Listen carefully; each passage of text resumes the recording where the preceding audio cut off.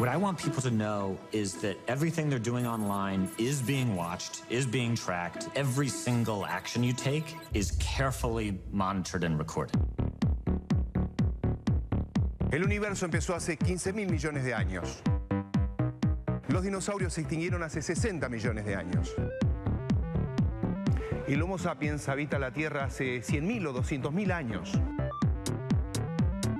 Pero hace solo un suspiro tenemos Internet y redes. Y eso abre todo un dilema.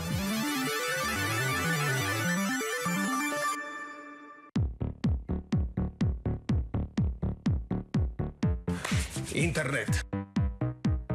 Redes. Nice to meet you, Jeff. How are you? Very good. Great to meet you. Thank you for having me. What they don't realize is there's entire teams of engineers whose job is to use your psychology against you. We are using a network to communicate. Is that wrong? No, this is great. Skype is great. FaceTime is great. Zoom is great. One of the things that we're trying to say in the film is to really look at when are you getting an exchange in value with the company and when are you not? There's a phrase that's in the film, if you're not paying for the product, then you are the product. If everyone's entitled to their own facts, there's really no need for people to come together. In fact, there's really no need for people to interact. We have less control over who we are and what we really believe. Are social networks dangerous, Jeff? I think they are. I think social networks can certainly lead to danger in society at the individual and at the societal level.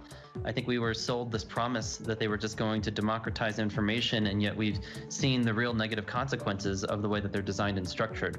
Is there one network more dangerous than other? Which one? I think they're all dangerous in different ways, and they're really just getting to different people in different ways. So some people are more vulnerable to videos, other people are more vulnerable to photographs, other people are more vulnerable to news and headlines. Okay. And that's why each of these platforms has sort of taken a different shape as each of them have carved out a niche to grab all of your attention. Jeff, do you have a Twitter account or Instagram account or Facebook account or not? I've stopped using them. I have the accounts. I used to be very heavily, I was a heavy Facebook user for a long time. I would say I was addicted to the platforms, but I've completely stopped using them while making this film. The last time I posted was years ago. I've kept some of those accounts because it's still the only way I can reach certain friends. So that's why I haven't deleted my accounts, but I've completely stopped using them. Are we losing control of our lives? Great question. Are we losing control of our lives? I do tend to think that we are ending up more and more in the matrix, and that we don't realize how the information that has been fed to us is filtering and affecting the way we see the world. That's one of the things that I'm most concerned about, is information polarization. Fake news spreads 6 times faster than true news. We're being bombarded with rumors. This is so important for me.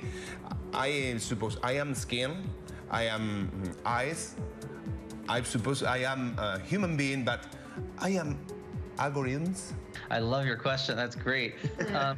Yeah, some people say that, even just our human bodies are operating as code, that we're operating as an algorithm, that there are things that you can't control in terms of how the body functions or responds to things. So there's some things where, like, if you get punched or poked, you respond automatically without even really thinking about that consciously, right? It's one example. But I think the real notion here is to recognize that are we acting in our own free will? Are we choosing? Are we taking action there? One of the great analogies that has been brought up around this film is, who chooses the menu from which you're choosing? If you see a menu, you think you get choice and you have free will around, like, I want that option, but who put those options in front of you? If you want to control the population of your country, there has never been a tool as effective as Facebook. What is your message? My main message is I hope the public can wake up to this matrix alternate reality universe that we've been living in already for many years now. If technology creates mass chaos, loneliness, more polarization, more election hacking, more inability to focus on the real issues, we're toast. This is checkmate on humanity.